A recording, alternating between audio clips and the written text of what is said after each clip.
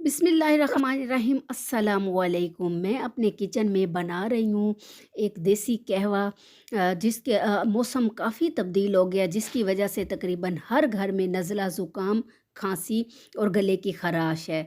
तो मैं जो चीज़ें मैंने इसमें इस्तेमाल की हैं वो मैं बता देती हूँ।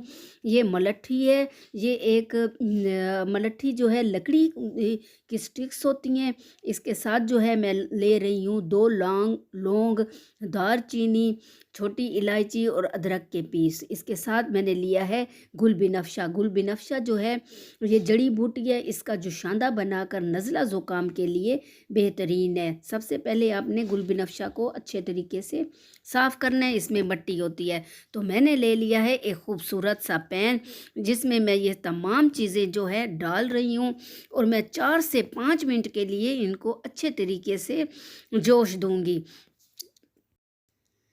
अदरक के मैंने 2 से 3 छोटे पीसेस डाले हैं। एंटी बैक्टीरिया है। सबसे पहले दालचीनी जो गरम मसालों में भी इस्तेमाल होती है, वो गले के लिए जो है बहुत फ़ायदेमंद है, वो भी मैं डाल रही हूँ। नज़ला ज़ुकाम में जो है ये तमाम चीज़ें जो है हैरत अंगेज़ फ़ायदा देती हैं। आपने 4 से 5 मिनट के लिए अच्छे तरीके से इन तमाम चीज़ों को जोश देना है और पकाना है। आप किसी भी टाइम इसका इस्तेमाल कर सकते हैं।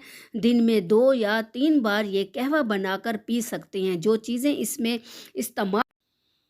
जो चीज़ें मैंने इसमें इस्तेमाल की हैं नज़ला, ज़ुकाम, खांसी और बलगम के लिए, वो काफ़ी ज़्यादा इफ़ेक्टिव चीज़ें हैं। तो मैं इधर इसमें इस्तेमाल कर रही हूँ देसी शहद। आप चाहें तो आप इसमें शक्कर भी यूज़ कर सकती हैं। अगर मेरी वीडियो आपको हेल्पफुल लगी है तो लाइक कर दीजिएगा।